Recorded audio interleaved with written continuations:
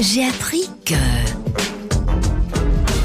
Avec Fabrice de Backer qui nous rejoint ce matin. Bonjour Fabrice. Bonjour Jean-Marc. Vous allez nous parler du chaud-fournier ce matin. C'est ça, oui. Je sais pas ce que c'est. Eh bien, le fournier, c'est celui qui s'occupe d'un four. Ouais. Il y avait le four banal, le four pour le pain.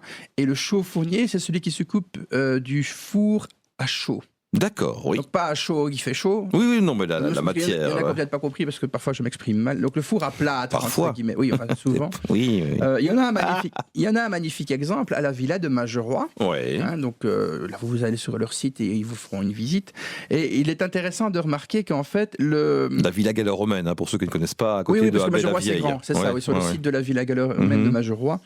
Il est intéressant de remarquer d'ailleurs que ces gens-là s'installaient souvent sur des sites antiques, puisque le but, c'est de faire brûler du calcaire. Mhm.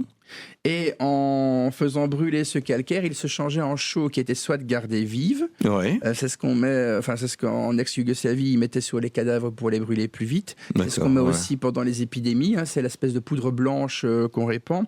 Ou la chaux éteinte qui servait à construire des maisons ou à les enduire pour les protéger des intempéries. On a beaucoup de vieilles maisons comme ça qui ont encore une façade qui a été chaulée. Oui.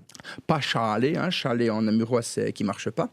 Ouais. Donc c'est encore une fois un truc qui est intéressant parce que le chauffournier, donc l'activité de chauffournier qui est liée justement à la construction des habitations, est liée à la destruction des sites antiques qu'on avait dans nos régions, ainsi qu'à l'exploitation du bois et de la tourbe. D'accord. Donc des tourbières comme Sampont à une époque, maintenant Sampont c'est un étang biodiversité, etc., c'est très joli. À une époque on s'en servait pour se chauffer et pour l'industrie.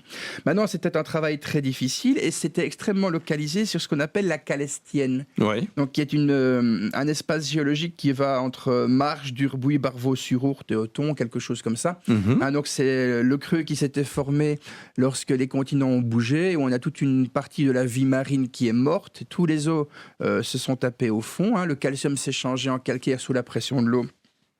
Maintenant, c'était un travail très difficile et on appelait souvent ceux qui y travaillaient les gueulards.